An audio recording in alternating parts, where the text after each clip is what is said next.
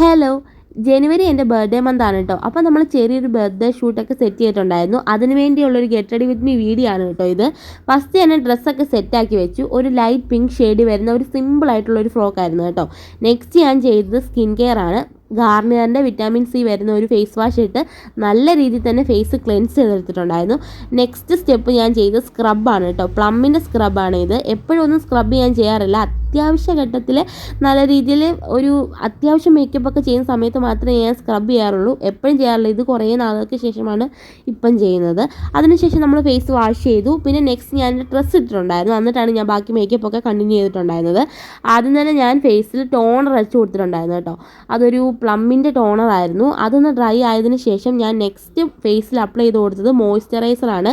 ഇത് ഡോക്ടർ ഷെത്തിൻ്റെ ഒരു മോയ്സ്ചറൈസറാണ് കേട്ടോ. Oil free മോയ്സ്ചറൈസറാണ്.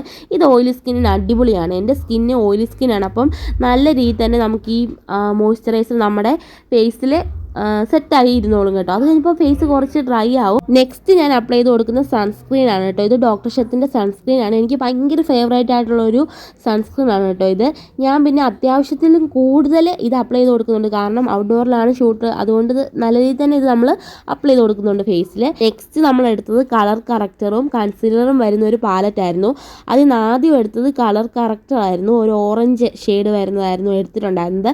അത് അത്യാവശ്യം ഡാർക്ക് സ്പോട്ട് ഉള്ളിടത്തൊക്കെ അപ്ലൈ ചെയ്ത് നല്ല രീതിയിൽ തന്നെ കൊടുത്തിട്ടുണ്ടായിരുന്നു. നെക്സ്റ്റ് എടുത്തത് കൺസീലർ ആയിരുന്നു. കൺസീലർ ചെയ്ത് കൊടുത്തത് ഞാനിങ്ങനെ ഡാർക്ക് സ്പോട്ട് ഉള്ളിടത്തും അത്യാവശ്യം ഡാർക്കായിട്ട് തോന്നുന്നിടത്തൊക്കെ ആയിരുന്നു ഞാൻ സെറ്റ് ചെയ്ത് കൊടുത്തിട്ടുണ്ട്. കൈകൊണ്ട് തന്നെയാണ് കേട്ടോ ഞാൻ എല്ലാം ചെയ്തിട്ടുണ്ടായിരുന്നത്. അപ്ലൈ ചെയ്ത് കൊടുത്തതും അതുപോലെ തന്നെ അത് ബ്ലെൻഡ് ചെയ്ത് കൊടുത്തതും ഒക്കെ കൈകൊണ്ട് തന്നെയായിരുന്നു. നമ്മൾ ഡാർക്ക് സ്പോട്ട് വരുന്നിടത്തെല്ലാം കൺസീലർ അത്യാവശ്യം ഇട്ടതിന് ശേഷം നല്ല രീതിയിൽ തന്നെ ഫേസ് മൊത്തം നമ്മൾ അപ്ലൈ ചെയ്ത് ബ്ലെൻഡ് ചെയ്ത് കൊടുത്തിട്ടുണ്ടായിരുന്നു.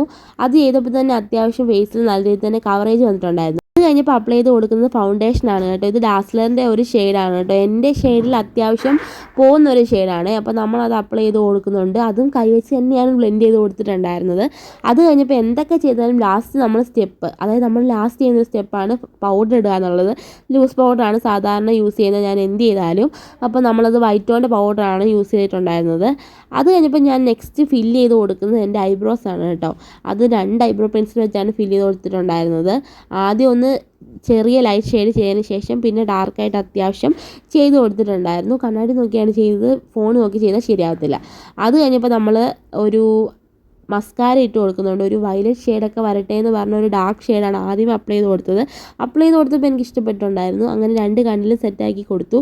പിന്നെ നമ്മൾ ഡാസ്ലറിൻ്റെ ഐലൈനർ വെച്ച് കണ്ണെഴുതി കൊടുക്കുന്നുണ്ട്. പിന്നെ നെക്സ്റ്റ് സ്റ്റെപ്പ് അത് നമുക്ക് ഒഴിച്ചു വിടാൻ പറ്റത്തില്ലല്ലോ, ബ്ലഷിൻ്റെ സ്റ്റെപ്പാണ് കേട്ടോ. ലാസ്റ്റ് എല്ലാ സ്റ്റെപ്പും ചെയ്തതിന് ശേഷം നമ്മൾ ഒരു സെറ്റിംഗ് സ്പ്രേ ഫേസിൽ സ്പ്രേ ചെയ്ത് കൊടുക്കുന്നുണ്ട് കേട്ടോ. ഇത് ഫേസിൽ നമ്മൾ ചെയ്ത മേക്കപ്പൊക്കെ ഒന്ന് സെറ്റ് ചെയ്തിരിക്കാൻ വേണ്ടിയാണ് കേട്ടോ. കുറച്ച് നേരം കൂടി ഇത് ലാസ്റ്റ് ചെയ്യും. അതിന് വേണ്ടിയാണ് നമ്മൾ യൂസ് ചെയ്യുന്നത്. ചെറിയൊരു കമ്മലാണ് ഞാൻ ഇട്ട് കൊടുക്കുന്നത് കേട്ടോ. ആദ്യം ഇതിൻ്റെ വലിയൊരു റിങ് ഇട്ട് കൊടുക്കാമെന്ന് വിചാരിച്ചു. പക്ഷേ അമ്മയ്ക്ക് അത് ഇഷ്ടപ്പെട്ടില്ല. അതിനുശേഷം നമ്മളൊരു കുഞ്ഞ് റിങ് ഇട്ട് കൊടുക്കുന്നുണ്ട്. പിന്നെ ഹെയർ സെറ്റ് ചെയ്ത് കൊടുക്കുന്നുണ്ട്. നമ്മൾ ചുമ്മാ കോമ്പ് ചെയ്തതിന് ശേഷം ഒരു ചെറിയൊരു എക്സ്റ്റൻഷൻ വെച്ചും കൊടുക്കുന്നുണ്ട് കേട്ടോ. ഒരു മോതിരം, അതിനുശേഷം ചെറിയൊരു കയ്യിലിടുന്ന ഒരു സംഭവം, ഒരു റിങ് പോലത്തെ ഒരു സംഭവം. അപ്പോൾ അത് രണ്ടും ഇട്ട് സെറ്റ് ചെയ്യുന്നുണ്ട്. പിന്നെ നമ്മൾ ലിപ് ബാമാണ് കേട്ടോ ഇടുന്നത്. ഇതൊരു SPF 30 ഉള്ളൊരു ലിപ് ബാമാണ്. അത് കഴിഞ്ഞപ്പം ഹെയറൊക്കെ ഒന്നുകൂടെ സെറ്റ് ചെയ്തതിന് ശേഷം നമ്മൾ ലിപ്സ്റ്റിക്ക്, അതാണ് കേട്ടോ മെയിൻ പരിപാടി. അപ്പോൾ ലിപ്സ്റ്റിക്ക് ഇടുന്നുണ്ട്. ആദ്യം തന്നെ നമ്മൾ ലിപ്പ് ലൈനർ വെച്ചിട്ട് ലിപ്പ് നല്ല രീതിയിൽ തന്നെ ലൈൻ ചെയ്ത് കൊടുക്കുന്നുണ്ട്. അതിന് ശേഷമാണ് കേട്ടോ നമ്മൾ ലിപ്സ്റ്റിക്ക് ഇടുന്നത്. ഒരു നല്ല ഡാർക്ക് ഒരു വയലറ്റ് ഷെയ്ഡ് വരുന്ന ലിപ്സ്റ്റിക്കാണ് കേട്ടോ ഇട്ട് കൊടുത്തത്. ഇതിനകത്ത് ഇച്ചിരി കൂടെ ബ്രൈറ്റായിട്ടാണ് കാണുന്നത്. പക്ഷേ നേരിട്ട് കുറച്ചുകൂടെ ഡാർക്കാണ്. നല്ല ഡാർക്ക് ലിപ്സ്റ്റിക്കാണ്.